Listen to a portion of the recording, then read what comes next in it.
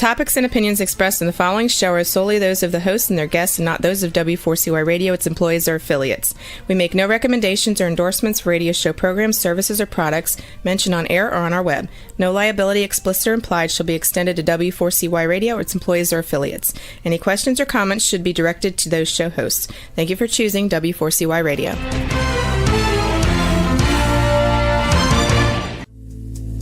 Welcome to Powerful Business Strategies, where you will find out that everything you have ever learned about growing your business is wrong. Finally, a show where you'll learn the right way to grow your business by learning business and financial strategies that your competition isn't doing. And now, here is your host, President of Next Step CFO, Michael Barbarita. And joining Michael for today's show as an executive moderator is Chuki Obiyo. Yes, this is Chuki, and I believe that gratitude is undefeated and growth is about the next step. It is an honor for me to moderate today's discussion with my good friend Michael. Michael, how are you? Fantastic, Chuki. Thank you. Well, my name is Michael Barbarita, president of Next Step CFO. And Next Step CFO is a fractional CFO and strategic implementation firm. Business owners hire us to double and triple their profit using business and financial strategies that their competition isn't doing. Our vision is to ensure that overwhelmed business owners achieve consistent profit that leads to time freedom to build the legacy and the life they desire. Our mission is dedicated to guiding small business owners to leveraging their time, exploding their profits, and building a meaningful legacy. And this show, Powerful Business Strategies, in our book of the same name, is a step toward accomplishing that vision and mission. So with that, I'd like to hand it back to my co-author and moderator for the show, Chuki Obiyo. It's funny, Michael and I were talking right before the show started, and I'm really inspired by today's episode. It's really about the abundance mindset, the revenue multiplication formula, which Michael's wisdom will get us into. So look, a really quick disclaimer. Michael and I are both affiliated with a number of different organizations. I currently serve as a managing director of business development for Price, a global business-focused law firm. But in addition to that, look, it's truly an honor to collaborate with Michael to moderate business roundtables, coast to coast, even international.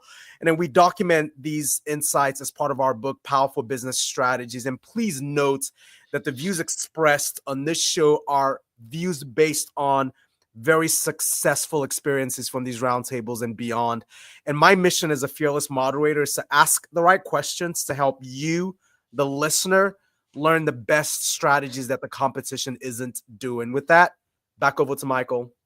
Thank you, Chuki. So before we dive into today's topic, I want to share something that could surprise you, maybe not. But right now, within your existing business, there's money waiting to be discovered. Not in some complex new venture or expensive expansion or something complicated with big shifts, but in opportunities that you walk past every single day. And most business owners spend their time chasing new customers when gold mines actually exist within their current operations. And I've seen businesses increase revenue by 40, 50, even 80% simply by recognizing and capturing value they already have and they already created, but are not monetizing. And so today isn't about working harder, or spending more money on marketing, but today is about opening your eyes to the revenue opportunities that already surround you. Because when you learn to see your business through the lens of hidden revenue potential, you'll wonder why you ever missed these opportunities in the first place. So we're exploring one of my favorite business topics, by the way, finding hidden revenue within your existing operations. And I call this One of your favorites, right, Michael? One of my favorites. Anything to do with more money is one of my favorites. It's based on a simple but powerful premise that most businesses are sitting on substantial untapped revenue opportunities that require little to no investment to capture. And let me start by sharing a story that I think illustrates this concept. A commercial cleaning company was struggling to grow despite having an excellent reputation and building loyal customers. The owner was considering expensive marketing campaigns and geographic expansion, when she discovered something interesting. So during her analysis, she found that this company's technicians were regularly identifying maintenance issues in their clients' facilities, whether it's things like burnt out light fixtures, maybe worn carpeting, minor plumbing problems, even HVAC inefficiencies. But here's what they needed was a system to capitalize on this existing value. And they created a program where they began offering coordinated solutions for the issues they were already identifying. And they partnered with qualified vendors for services outside their expertise and handled, which they marked up, by the way, and handled others in-house. And within 8 months, this single initiative increased their revenue by 34% without acquiring a single new customer. And this example demonstrates the core principle of hidden revenue multiplication, because the biggest opportunities are often hiding in plain sight within your current operations.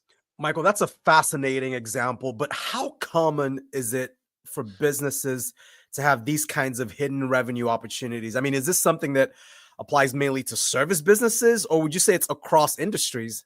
Well, that's a great question. So, well, in my experience, working with businesses across dozens of industries, I estimate that at least half of the companies have significant untapped revenue opportunities within their existing operation. And this isn't limited to service businesses at all. I see it everywhere. For example, I saw a manufacturing company was selling industrial equipment, but wasn't offering installation, training, or any of the ongoing maintenance services. And they were leaving essentially 60% of the total customer value on the table because they were thinking of themselves as manufacturers rather than a complete solution provider. And similarly, a retail client discovered that customers frequently asked their staff for advice about complementary products they didn't carry. Instead of seeing this as an inconvenience, he repositioned it as a revenue opportunity and created a special order program with preferred vendor relationships.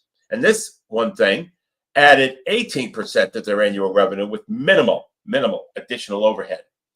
So the revenue multiplication formula applies universally because it's based on 3 fundamental truths about business. And this is really important. First, every business creates value beyond what they currently monetize. You solve problems, you provide insights, make connections, and deliver outcomes that you might not be charging for. Second, your existing customers trust you and would often buy additional products or services from you if you offer them. It's much easier to expand relationships with current customers than to acquire new ones. We all know that. Third, your current operation generates data, relationships, and capabilities that can be leveraged for additional revenue streams. You're already investing in these assets. The question is whether you're maximizing their return. So the revenue multiplication formula helps you systematically identify and capture these opportunities through a structured approach with 4 key components. Number 1, first component is value inventory, cataloging all the value that you currently create, including value you're not charging for. Second is customer expansion analysis, identifying additional ways to serve your existing customer base profitably. Third is asset leverage assessment, finding ways to monetize your existing capabilities, relationships, and data. And then fourth, revenue stream integration. This is implementing new revenue streams in ways that enhance rather than distract from your current core business. So let's explore that first component called value inventory. And this is the process of cataloging all the value that you currently create, including value you're not charging for. So most business owners, for example, significantly underestimate the breadth of value that they provide to customers. And this blind spot costs them substantial revenue. So here is a systematic approach to conducting your value inventory. First, document every customer touch point and interaction. So you map out the complete customer journey from initial contact through the ongoing relationship. At each touch point, you ask, what value are we providing here? And by the way, don't just consider the obvious paid services. Look for advice. Look for advice, insights, connections, problem solving, or convenience that you provide without explicit compensation. For example, let me give you an example. A business consultant realized that during brief check-in calls with clients, she was routinely providing valuable strategic advice that other consultants were charging hundreds of dollars for. These calls were positioned as customer service from her perspective, but they were actually delivering substantial consulting value that could be monetized.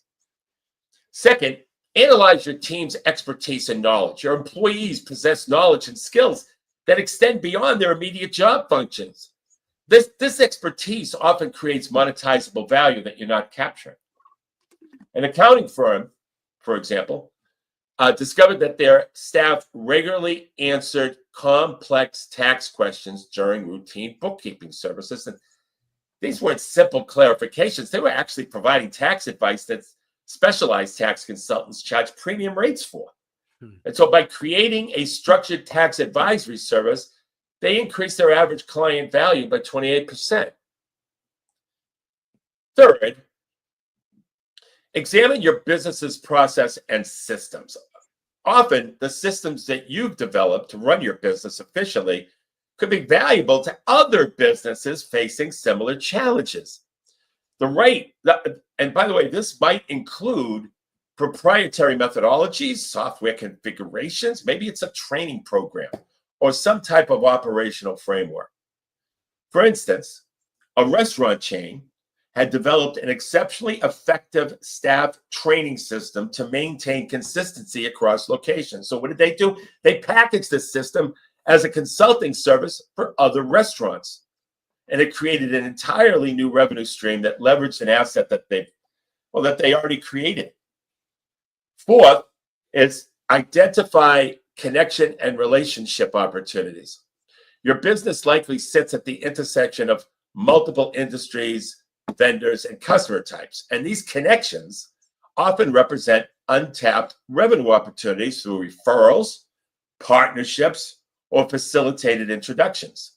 So, for example, a construction company realized that they were regularly connecting clients with interior designers, landscapers, and also specialty contractors. Instead of making these referrals informally, they became a trusted partner. They created a trusted partner network where they actually received referral fees while providing clients with pre-vetted service providers. And that's part of the joint venture strategy that we showed you in previous shows. Mm-hmm.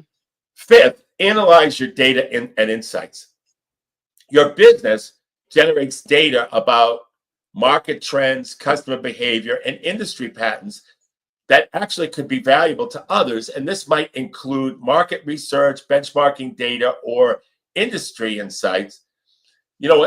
For example, a distribution company began selling anonymized market data to suppliers, providing insights about regional demand patterns and customer preferences. And this new revenue stream required very little additional effort since they were already collecting the data for internal purposes. Well, that's really insightful, Michael. But I've got to go deep on this. How do business owners determine which of these hidden value opportunities are worth pursuing, right?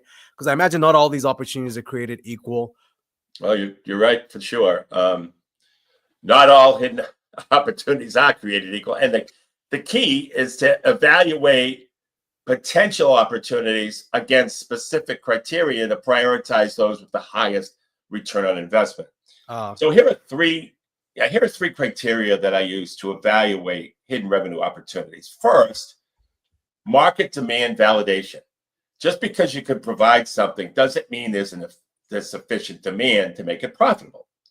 So before investing time in developing a new revenue stream, Validate that customers are willing to pay for it. You can do this through simple surveys of existing customers, informal conversations during regular business interactions, or small-scale testing. And here's an example. The accounting firm that I mentioned earlier started by asking 3 existing clients if they'd be interested in formal tax advisory services for developing the complete offering. Of course, the answer was yes. Second, implementation complexity. Some opportunities require minimal additional resources to implement, while others would require significant investment in new systems, training, or personnel. So you prioritize opportunities that leverage your existing capabilities and infrastructure. For example, if you're already having conversations with customers about complementary services, formalizing that into a revenue stream is much simpler than developing new technical capabilities. And third, alignment with core business. So the best hidden revenue opportunities enhance your core business rather than detract from it or distract from it.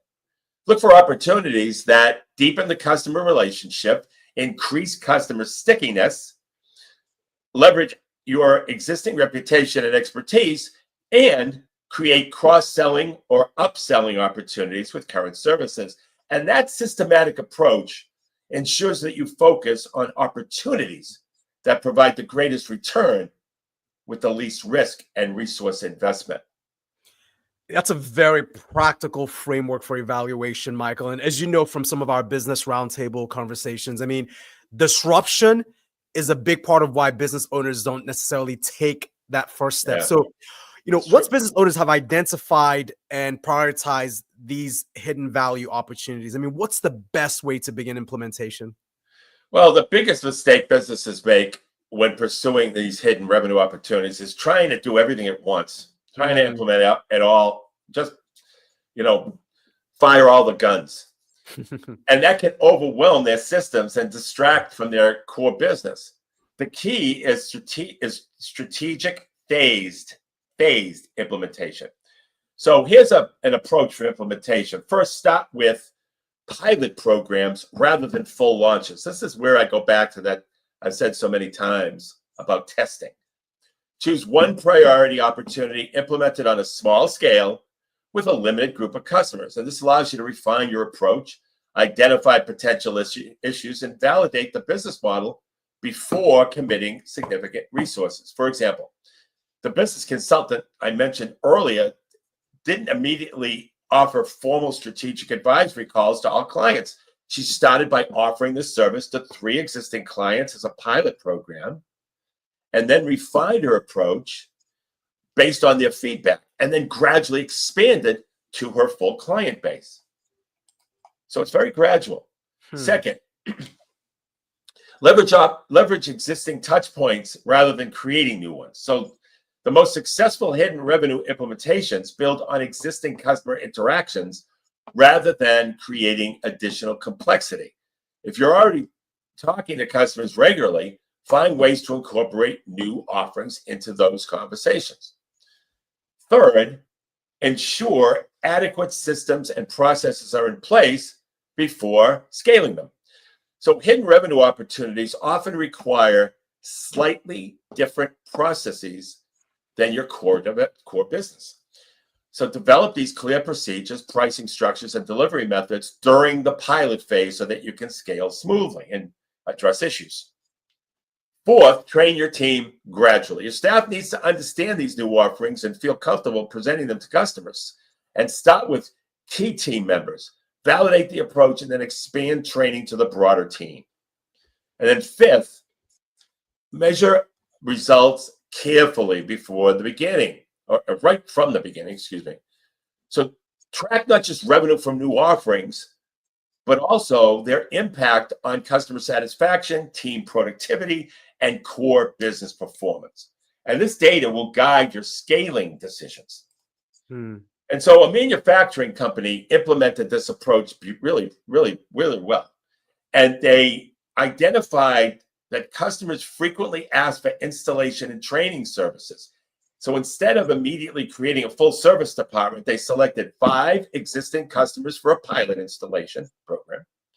They partnered with an established installation contractor for the first few projects.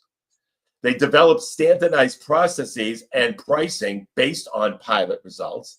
They trained their sales team on the new offering, and they gradually brought installation capabilities in-house as demand grew.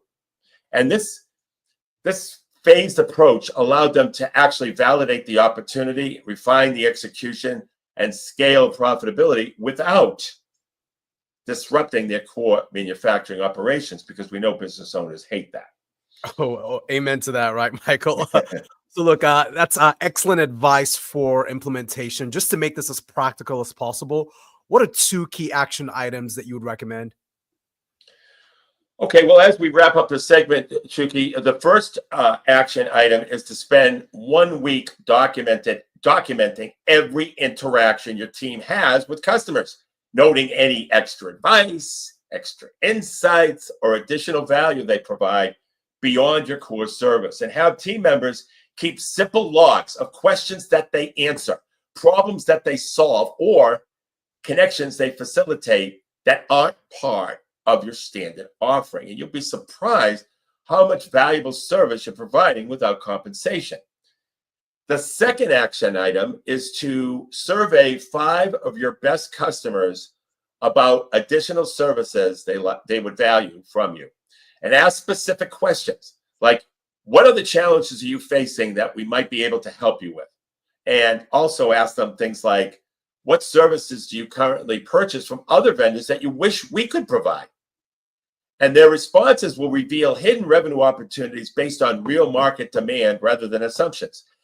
And in our next segment, we're going to explore the customer expansion analysis, how to systematically identify additional ways to serve your existing customer base profitably and increase the lifetime value of each relationship. So before I continue, we're going to take a 90-second break. Hey there, business owners. Let me ask you something. Are you tired of blending in with your competitors? Frustrated with slow growth and slim margins? Well, I've got news for you. Everything you've ever learned about growing your business is wrong. But don't worry. I'm here to let you in on a secret weapon, your position of market dominance. It's what sets you apart, makes you irreplaceable, and has customers lining up at your door. My name is Michael Barbarita from Next Step CFO. I know what you're thinking. Sounds great, Michael, but how do I find my position of market dominance? Well, that's exactly why we've created our game-changing implementation program called Next Step to Market Dominance. In just 90 days, we'll guide you step by step to a position of market dominance by uncovering your unique strengths that competitors can't touch, by crafting a message that resonates deeply with your ideal customer, by building a strategy that turns you into the go-to expert in your field. Now, this isn't theory. These are battle-tested strategies that have helped businesses like yours double, triple, and quadruple their revenue. Don't let another quarter go by struggling to stand out. It's time to dominate your market, period. Go to nextstepcfo.net/contact, fill out the form, and in the message section, put the word dominate. Or call us at 781-326-3822. That's nextstepcfo.net/contact, or call us at 781-326-3822. Welcome back to Powerful Business Strategies. And remember, you can catch all of our replays at powerfulbusinessstrategies.com. So before the break, we discussed value inventory, cataloging all the value that you currently create, including value you're not charging for, especially value you're not charging for. Now let's explore that second component of our revenue multiplication formula called customer expansion analysis. And this is about systematically identifying additional ways to serve your existing customer base profitably. The fundamental principle here is that it's much easier and more profitable to expand relationships with current customers than to acquire new ones. And here's why customer expansion is so powerful. Existing customers already trust you, they understand your value, and you've established buying patterns. And these customers have established buying patterns with your business. The sales cycle is shorter, the conversion rates are higher, and the lifetime value increases dramatically. And studies consistently show that increasing customer retention rates by just 5% can increase profits by as much as 20 to 50%. Now, let me walk you through a systematic approach to customer expansion. First, segment your customers by profitability and growth potential. Not all customers are equally valuable for expansion efforts. And then create 3 segments. High-value customers who are profitable and have significant expansion potential. Medium-value customers who have become high value with the right expansion. And then low-value customers who may not justify significant expansion investment. Focus most of your expansion efforts on the first 2 segments where your return on investment will be the highest. Second, analyze each customer's total market opportunity. This means understanding the full scope of what each customer spends on products or services related to your industry, not just what they spend with you. And this share of wallet analysis actually reveals how much room exists for expansion. And let me give you an example. So a marketing agency discovered that their typical client spent $180,000 annually on various marketing services, but they were only capturing $45,000 of that spend. This analysis revealed an expansion opportunity within their existing customer base. Third, map customer pain points and unmet needs. Your existing customers face challenges beyond what you currently solve for them. Some of these challenges might be addressable through expansions of your current services or new offerings. So conduct structured interviews with key customers, focusing on their broader challenges, their goals, and frustrations. Ask questions like, what other vendors do you work with in our industry? What challenges do you face with that vendor is not solving well? And what would happen, or what would need to happen, a better way, for you to consolidate more services with fewer vendors? By the way, customers love that. Customers love consolidating services. There's fewer ship-tos, there's fewer invoices to deal with. It's just, and there's less phone calls or emails to order product. Yes. Fourth, identify natural expansion pathways. Look for logical extensions of your current services that would offer additional value to customers. And these might include complementary services that enhance your core offering. They could include higher level strategic services that build on your current work. They can include related services that address adjacent customer needs. And they can include maintenance or support or ongoing services for core deliverables. And a software development company identified that clients needed ongoing technical support, staff training on new systems, and regular updates and enhancements. And by systematically offering these services to existing clients, they increased their average customer value from $85,000 to $142,000 over 2 years. Fifth, create expansion offers that feel natural and valuable. The key to successful customer expansion is positioning new offerings as logical extensions of your existing relationship rather than aggressive upselling. And frame expansion opportunities around customer outcomes and value rather than your need for additional revenue. That makes a lot of sense, Michael. And I do have a question here, and it's also some feedback that we've gotten from listeners. How do companies identify which customers are most likely to be receptive to expansion offers? And I think we can imagine that there are some customers that might resonate with this and some customers that might not. So what's your perspective in that regard? So you're right. I mean, customer reception of these concepts varies significantly. Yep. And targeting the wrong customers with expansion offers can, they can potentially damage relationships. So the key is developing a systematic approach to identifying expansion-ready customers. And here's the key indicators I look for when assessing expansion readiness. First, relationship depth and satisfaction. Customers who are most likely to expand are those who have been with you for at least 6 months. They've experienced your value. They consistently pay on time and don't negotiate aggressively on pricing.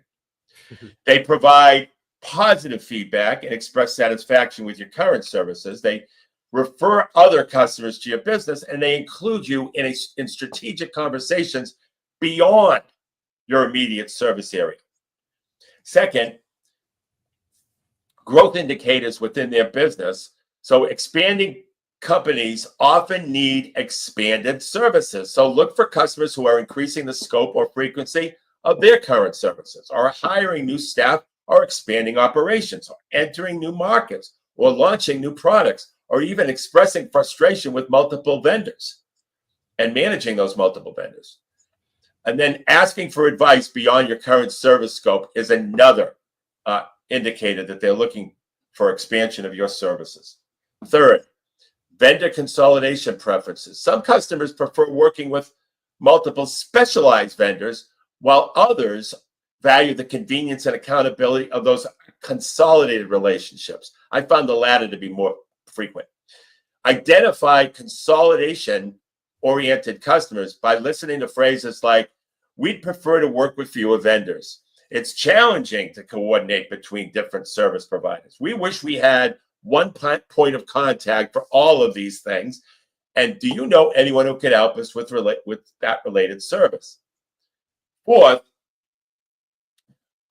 budget authority and decision-making power. So expansion opportunities are most viable when you're working with customers who have the authority and budget to make additional purchasing decisions. And this might require understanding their decision-making process and identifying the right stakeholders for expansion conversations. And let me share a specific example of how this assessment works in practice. So a commercial insurance broker analyzed their customer base and identified their most expansion-ready customers. She had 3 characteristics. They had been clients for more than 18 months. They had grown their business by more than 15% in the past year, and they regularly asked the broker for advice on risk management issues beyond insurance. And by focusing expansion efforts exclusively on customers meeting this criteria, they achieved a 73% success rate on expansion offers compared to a 23% success rate when they approached customers randomly. So the key insight here is that customer expansion should be strategic and targeted rather than broadly applied. And when you focus on the right customers at the right time with the right offers, expansion becomes a natural evolution of the relationship rather than an aggressive sales tactic. Yeah, Michael, we don't know anything about aggressive sales tactics at all. No, not at all. Business owners, right? There you go. Look, those are excellent strategies for making expansion financially viable. And Michael, that's credit to your strategic CFO mindset. So to wrap up this segment, what are 2 key action items that you would recommend? So the first one is to create a customer, what I call a customer expansion scorecard for your top 20 customers. Rate each customer on a scale of 1 to 5 for relationship satisfaction, business growth, vendor consolidation preference, and budget authority. Focus your initial expansion efforts on customer scores that are 15 or higher out of 20. And this target approach will dramatically improve your success rate compared to generic expansion attempts. And the second action item is to conduct strategic need assessments with high-scoring customers in the next month.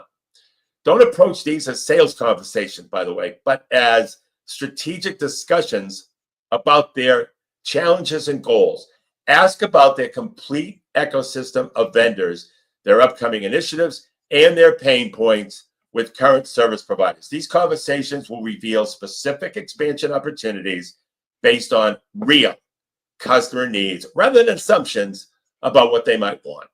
And in our next segment, we'll explore asset leverage assessment and how to monetize your existing capabilities, relationships, and data in ways that create new revenue streams without significant additional investment. So before I continue this discussion, we're going to take a 90-second break. Hey there, business owners. Let me ask you something. Are you tired of blending in with your competitors? Frustrated with slow growth and slim margins? Well, I've got news for you. Everything you've ever learned about growing your business is wrong. But don't worry. I'm here to let you in on a secret weapon, your position of market dominance. It's what sets you apart, makes you irreplaceable, and has customers lining up at your door. My name is Michael Barbarita from Next Step CFO. I know what you're thinking. Sounds great, Michael, but how do I find my position of market dominance? Well, that's exactly why we've created our game-changing implementation program called Next Step to Market Dominance.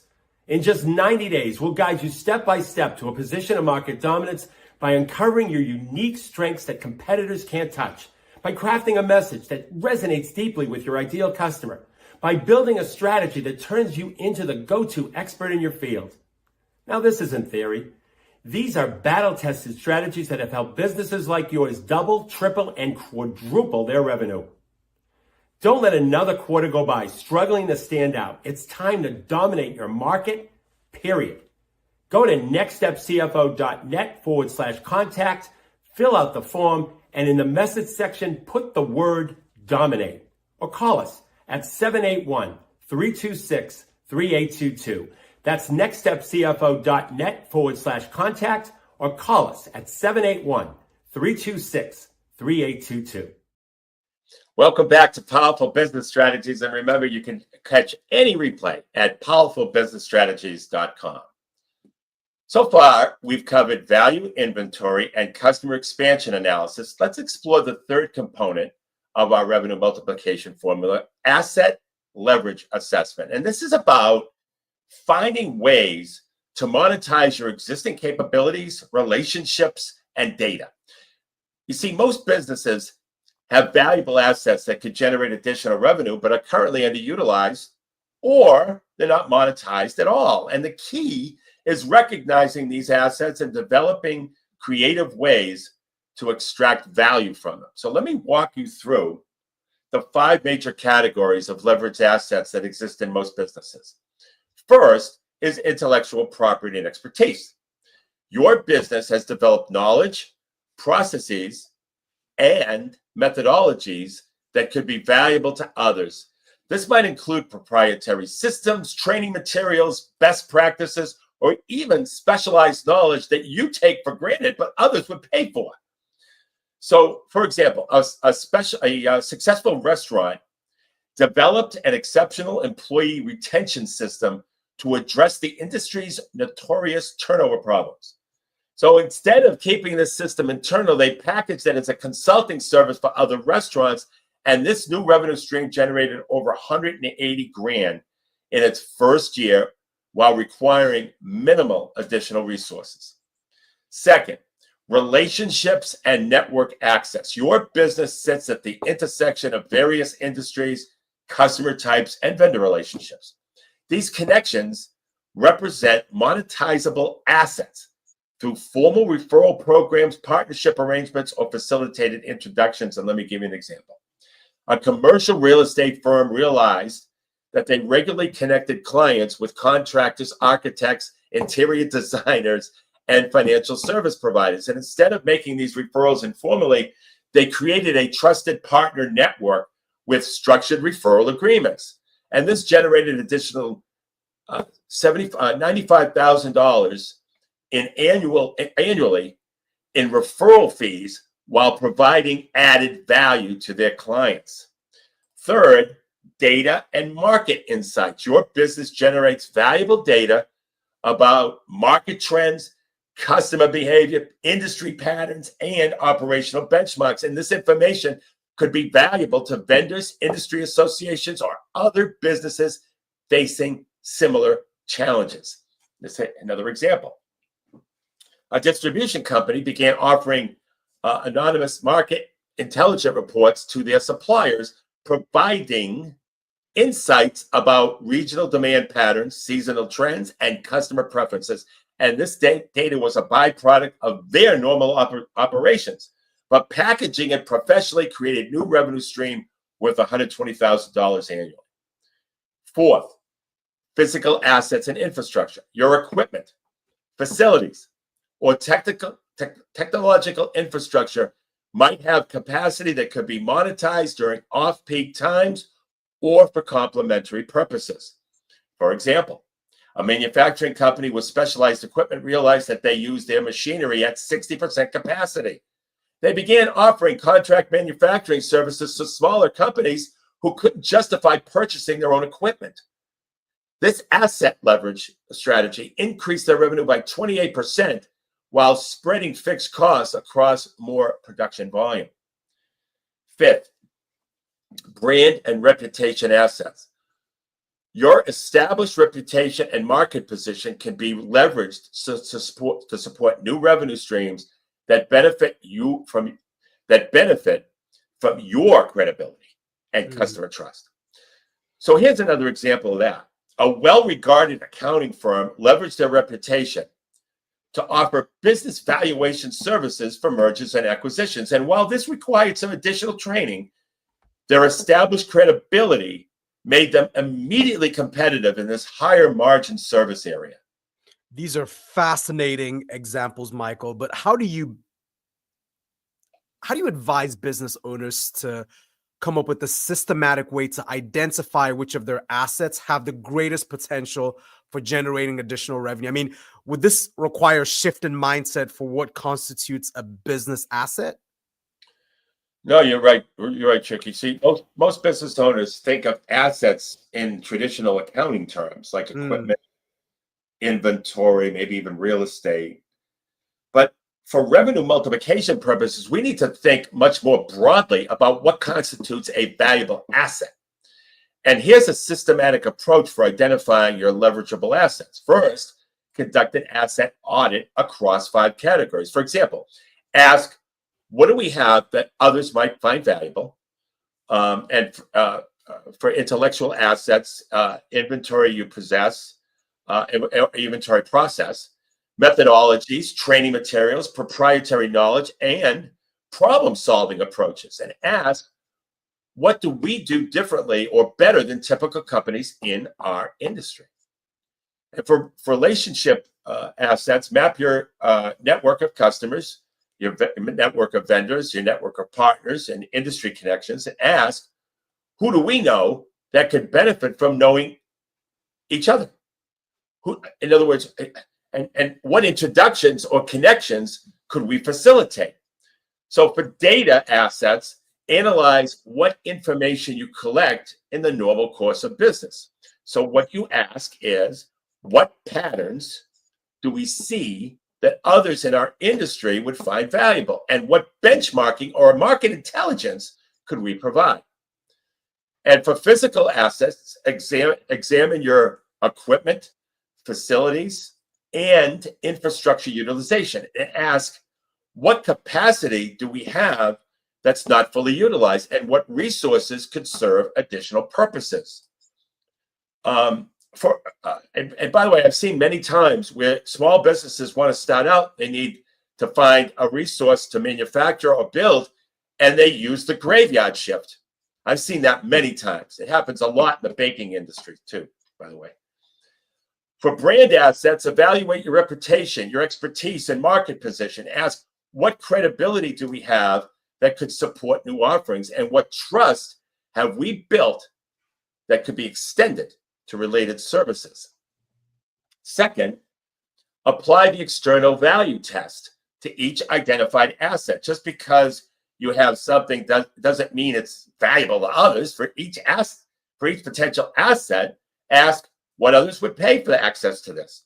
Does this solve a real problem for a specific market?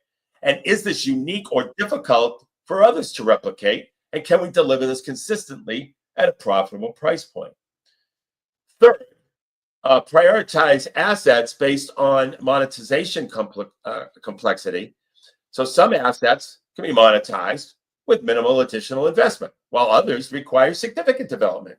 So start with the assets that have immediate market demand, low implementation complexity, high margin potential, and strong alignment with your core business.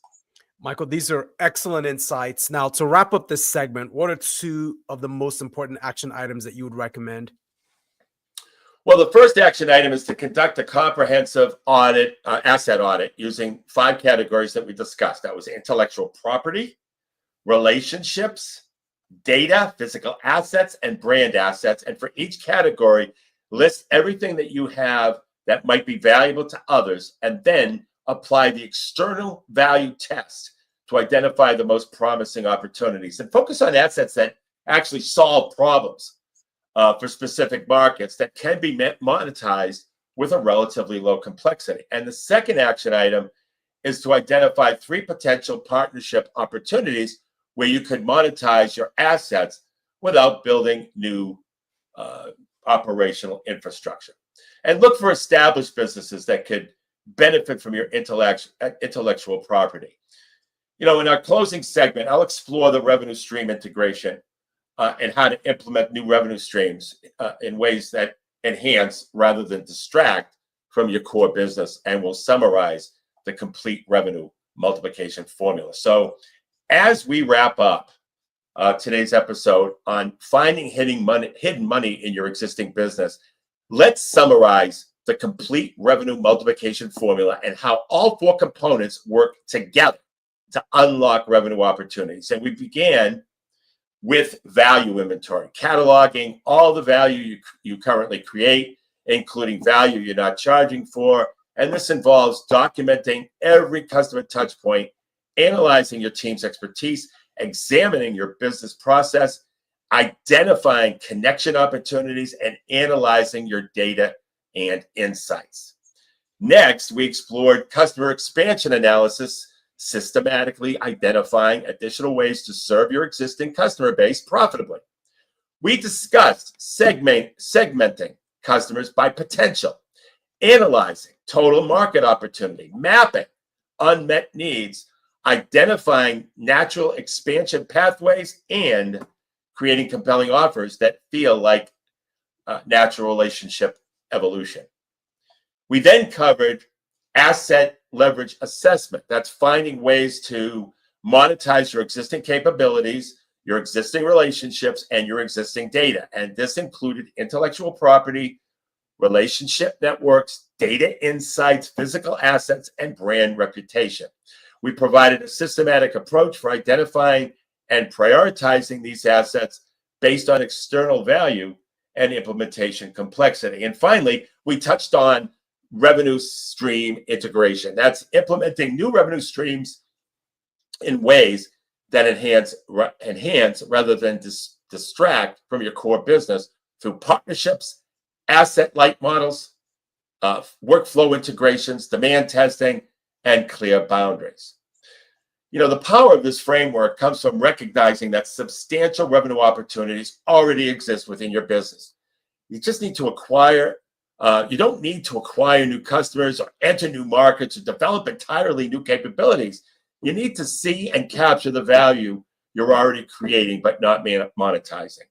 And remember, this revenue multiplication isn't about working harder. It's about working smarter by recognizing and capturing what's hiding in plain sight. When you include this systematically, you'll often discover that the revenue increases come more easily than traditional growth strategies because you're building on existing strengths and relationships. And Chuki, I know we have another question from the audience, but we're not going to be able to take it, unfortunately. No worries. So to get a copy of our book, Powerful Business Strategies, simply go to our website, www.nextstepcfo. It is totally complimentary. And until next Monday at noon Eastern Time, for Chuki Obiyo, my name is Michael Barbarita, and remember, don't keep doing what your competition is doing. You have been listening to Powerful Business Strategies, finding out that everything you ever learned about growing your business is wrong. Tune in next week and every week at noon Eastern Time on W4CY Radio with your host, Michael Barbarita of Next Step CFO, and moderator Chuki Obiyo.